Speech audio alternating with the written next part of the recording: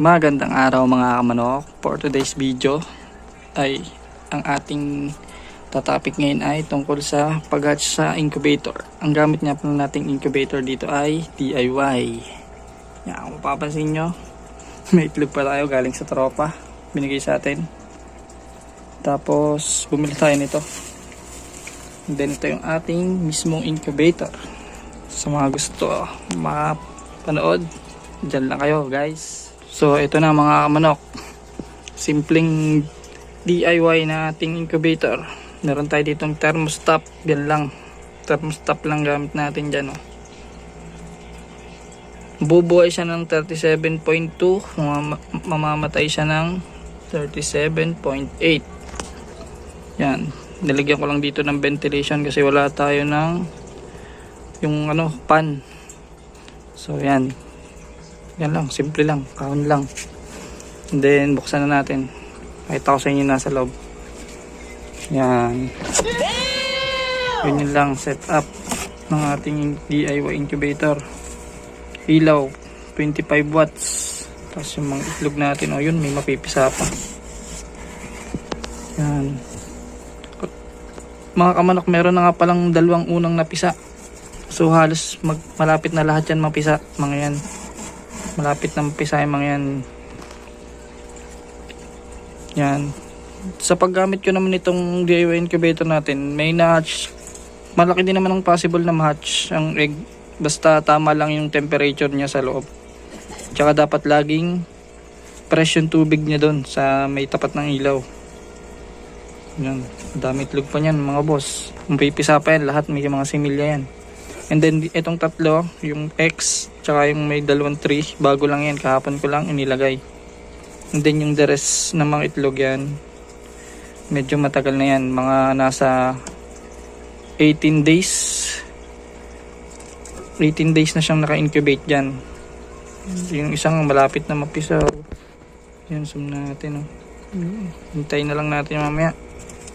Yan mga boss, ganyan lang. Kusot lang yung ating nasa flooring nila. Yan. Ganyan lang. Pag nagka-budget na tayo mga kamanok, mag-upgrade na tayo ng incubator, papagawa na tayo ng plywood para maganda naman tignan. Tapos bibili na tayo ng pan. Yan. Sarado ka ng mga kamanok. Kasi para ma-maintain yung bigla siyang bumaba kasi matagal siyang nakabukas. Papatataas din yan mamaya pag nag 37.8 yan, mamamatay yan. Tapos magbabalik na siya sa dati pag nag 37.2, mamamatay siya mamaya, hintayin nyo. Tapos ito nga pala yung mga sasalang pa natin na itlog, di pa natin nalilinis. Kahapon natin kinuha yan. And then ito yung dalawang pinagpisaan. Maganda naman yung pagkakapisaan nyo, di ba? Maganda yung pagkakapisaan ng itlog natin mga boss. Pasensya na kayo boss sa kamay ko, hindi ginawa kasi ako, hindi pa nakapag yun, maganda yung pagkakapisaan nyo. Yan. Ito yung natin gamit, Firefly 25 watts Firefly, baka naman shoutout kahit di ka sponsored. And then rice hull natin, 20 pesos lang, ganyan na kadami. And then ito na mga boss, yung ating dalawang unang napisa, nasa kahon lang din mga boss. Medyo pa kasi tayo, bago pa lang so ito na, buksan natin.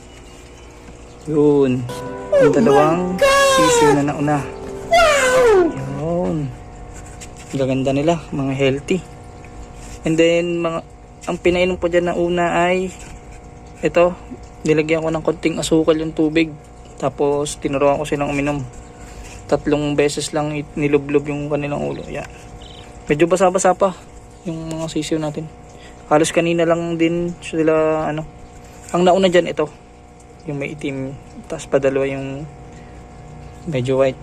Yan.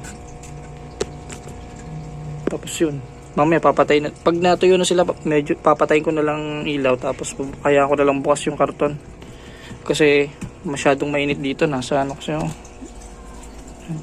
May mga laga dito tayo, mga isda dyan mga boss. Pero dito muna tayo. Yan, 25 watts. Tas ganyan lang.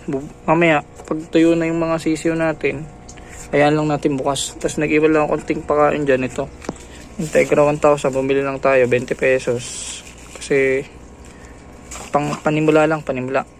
Tsaka na tayo magbablog about sa patuan nilang gagamitin natin. At tsaka sa vitamins natin papainom. Yan. Medyo madami-dami pa tayong papapisahin. Yan, oh. Nag 38 na siya. Namatay na yung ilaw. Kung napapansin nyo dito, namatay na yung ilaw. Bababa na yan. Tayo lang natin mababa mga boss. Mga kamanok, tayo lang natin. Bababa din yan. Pag nag 37.2 na yan, tsaka yan iilaw ulit. Ganun ng ating set ng ating incubator. So balikan ko kayo guys. Diyan lang kayo.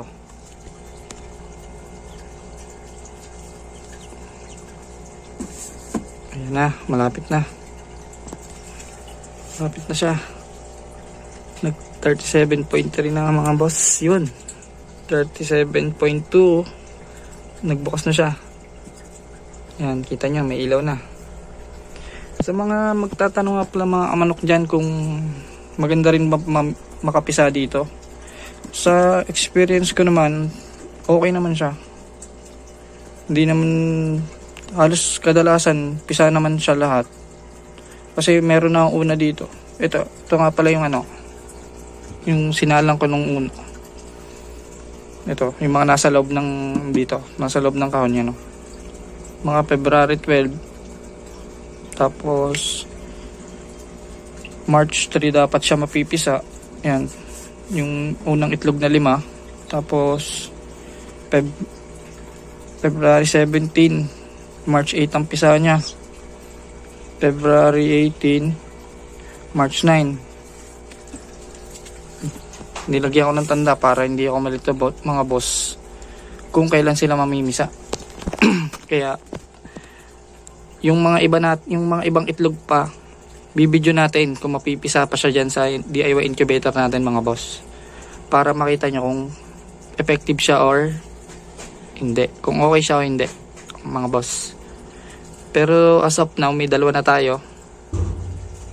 Wait, hintay na lang natin yung iba kasi hindi sila sabay-sabay na date nung nilagay ko sila, hindi sabay-sabay kasi nagka-problema yung inahin natin. Kaya kinuha natin yung itlog at iniipon na lang muna. Ayun, namatay agad, namatay siya. Bubay ulit siya mga boss. Ganun lang. Kahit wala tayong pan na nakalagay, okay lang. Basta meron tayo nito. Ito ang pinakamalaga sa lahat. Nagko-control ng ilaw. Yung init at saka yung niya, in and out ng ilaw niya. Basta yung tubig na nasa loob, laging fresh dapat mga bossing. Yan. Kahit ganyan lang ang bubutas, okay na yan. So mga boss, titingnan pa natin kung mapipisa pa yung yun mga boss. Mga gusto nga pala yanin ng ating DIY incubator ay ganito lang ang setup nating ginawa. Kung gusto nyo meron siyang pan, pwede naman. Nasa sa inyo nin boss kung lalagyan nyo ng pan or kahit hindi na, kung ganito lang gusto nyo. Yan, wala namang problema doon. Tapos huwag nyo na rin kalimutang mag-comment at mag-subscribe sa ating YouTube channel. I-hit na rin yung bell button para lagi kayong updated sa ating i-upload na video mga manok. Yan. I-vlog din natin yung mga gagamitin nating patuka at saka yung mga gagawin natin sa sisiyo, kung paano natin sila alagaan ng ayos, patuka at vitamins sa ating mga alagang manok. Yan. So yan ang mga kamanok. Dalawa lang muna ngayon ang ating sisiw. At hintayin pa natin dito. Hintayin nating mapisa. Siguro next vlog natin makikita nyo na do kung maganda nga ba yung paggamit natin ng DIY incubator, kung mapipisa lahat yung yung itlog na nasa loob pa. So hanggang dito lang mga manok. Bye.